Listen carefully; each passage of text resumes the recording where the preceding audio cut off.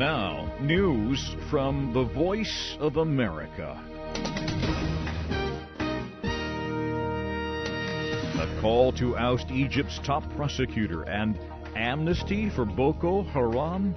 I'm Christopher Cruz reporting from the VOA News Center in Washington. Egypt's top prosecutor is being pressured to resign.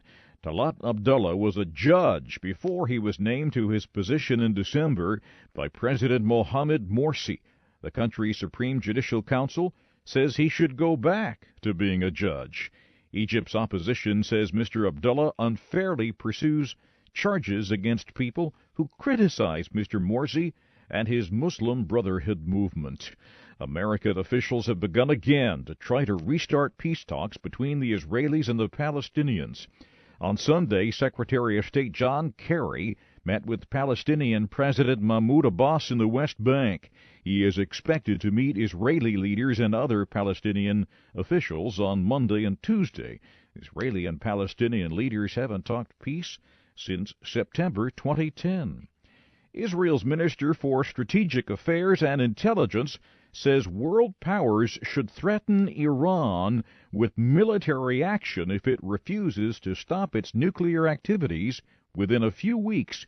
Yuval Steinitz told Israel's Army radio on Sunday the Iranians are, in his words, laughing their way to a nuclear bomb as diplomats try to stop them from building one. Israel, the United States, and their allies accuse Iran of developing nuclear weapons hidden by a civilian nuclear program. Iran says that is not true. A top South Korean official says North Korea may conduct a missile test or some other provocative act this week. Kim Jong-soo is the chief national security advisor to President Park Geun-hye. He spoke Sunday.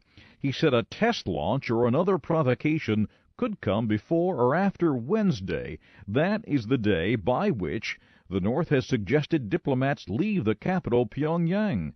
The North said it would be unable to guarantee diplomats' safety in the city after that date.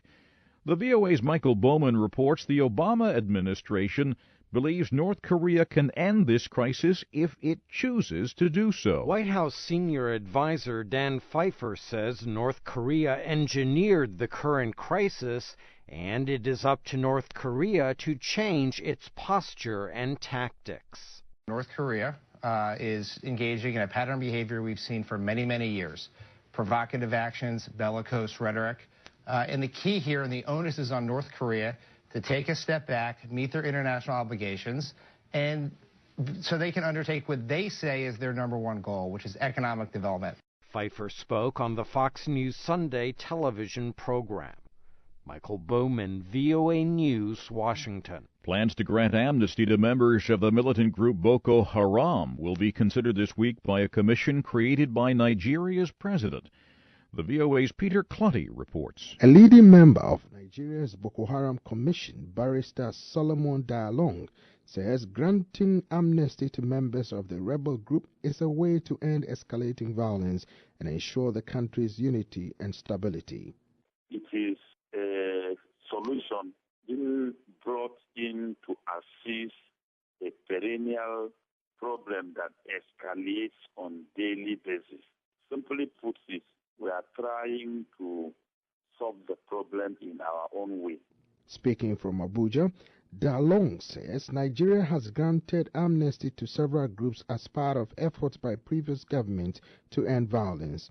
He dismisses suggestions that granting amnesty to members of Boko Haram is a bad precedent that will encourage people to take up arms against the government, terrorize citizens, and threaten the country's investment potential. For VOA, I'm Peter Clottey in Washington. The head of the International Monetary Fund, Christine Lagarde, says the world economy has improved from a year ago. She said on Sunday that there are risks that remain from the global recession in some countries. She spoke at a meeting on Asia Sunday night in China. She said she expects the Asian economy to grow by 6% this year. That is much faster than the American and European economies. And Portugal's Prime Minister says the country must make deeper spending cuts to meet the requirements of its international bailout. Pedro Passos Coelho spoke to the country Sunday night.